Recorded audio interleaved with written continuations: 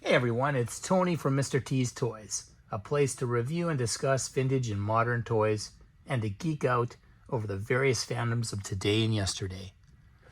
Today I've got some of my Wolverine toys out.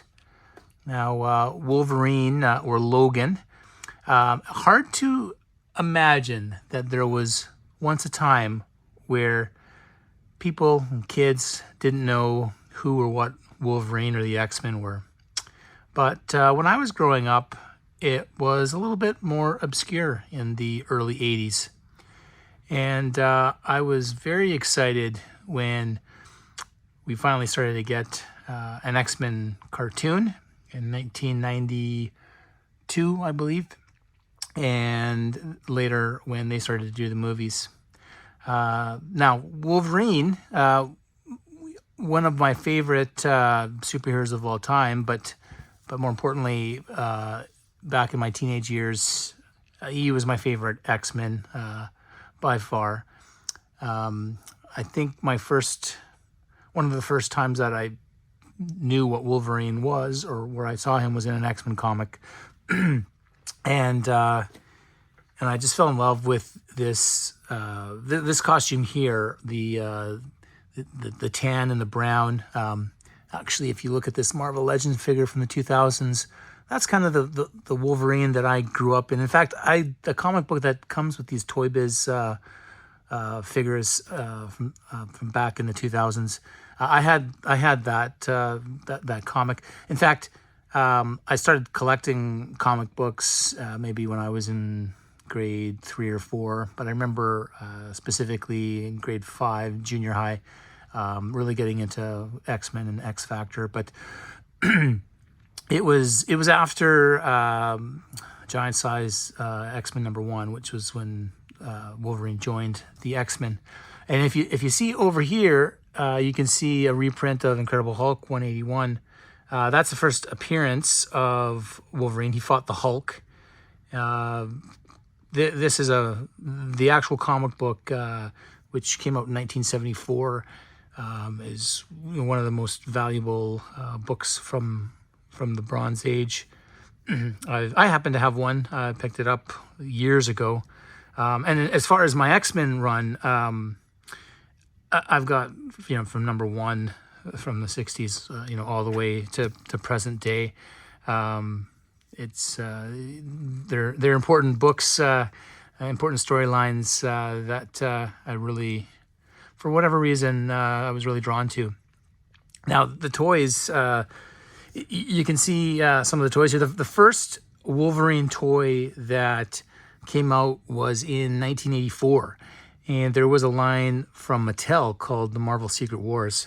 And that had Wolverine. He had some claws that basically just you put on him, kind of like bracelets. It wasn't the best figure from back in 1984. They didn't really have that great of options, but it was something. I never did have it. I had Daredevil from that line, and I really was wanting the Wolverine. For whatever reason, never saw it out in the wild as a kid. Never picked it up. But the next one, I believe, was this guy from 1991, and Toy Biz started an X-Men line. Right, I think must have been with the launch of that cartoon. So this mask comes off. It's not that durable, but it's lasted this long. And cool little thing here with these claws are retractable, so you just have to push to the side and off they go. Just a little easy thing like this. Boom. So this, not much articulation here. You can you can move the arms up and down, and you've got knees, and you've got some movement, so you can sit down in some type of a car, and his head moves. But this is kind of what the early Toy Biz looked like back in the day. And that was, again, 91, I was in high school. I wasn't playing with toys, wasn't comfortable being that big of a geek back then. But gosh, these are, you can see some improvement from 1992. This is, kind of sporting the costume that the X-Men wore from time to time on the cartoon and then some of the comic books. And, these, you can see the improvement they made in 1 year. These retract somehow. I don't know if they stay or what the deal is with these. Maybe they just go up and down so you can pretend to, stab somebody. Ooh. But just that face sculpt, if you were to compare it, there's they're both decent, but they're different. Wolverine was a Canadian superhero. You see some hair on his arms here. A hairy, short fella.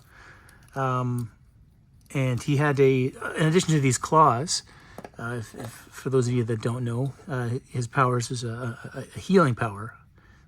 X-Men were mutants, so he was born this way, and at puberty, his mutant power would surface, and his was a healing power. So he's actually quite old. The origin of Wolverine came out later in a comic book. This one here, again, this is Toy Biz since from 1992.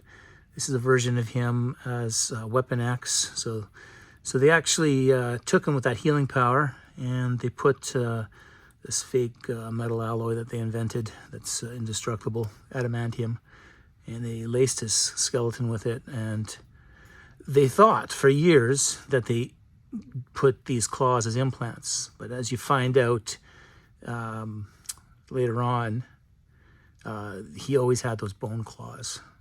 And then when they laced his skeleton, the bones obviously got laced with that metal as well, and he was quite the force to be reckoned with. So more history on Wolverine. He trained in Japan with samurais. Long history. Born in I think it was the late 1800s. If I recall, I don't have the data off the top of my head. There's been so much, since my days in the 80s of being introduced to Wolverine. So many different toys have come. Like, we were starving for it in the 80s, and then the 90s came with the animated series, and we got lots of examples. We've got over here. You've got like a 12-inch line that they had. So basically, they took all of these small figures and they made 12-inch versions. This is like a Weapon X type of. For some reason, he's got some knives there. I don't know why he would need knives with those sharp claws. But and then you've got this big fella here, 18-inch. It's at least 18 inches, or 20 inches maybe. That's a massive figure. Those came out in the 90s as well. And now, of course, with Marvel Legends, once Hasbro bought Toy Biz, you get so many nice offerings of Wolverine. We got Old Man Logan here. That's after he became a pacifist. Nice storyline. Actually, the Logan movie is based somewhat on that comic. Oops, there he goes. Over here, you've got. He was calling himself Weapon X there, and you can see he's missing a hand. So he got into a brawl with Cyclops. This is during the Age of Apocalypse, where Charles Xavier had died prematurely. Someone went back in time and killed him, and that caused a whole rift in time. Wolverine looked different. That's what that one's from. And over here, we've got, that's a Wolverine, I believe from the X-Men Evolution cartoon series. So it's kind of an alternate reality, alternate dimension, and you had a younger, kind of, hipper Wolverine, perhaps.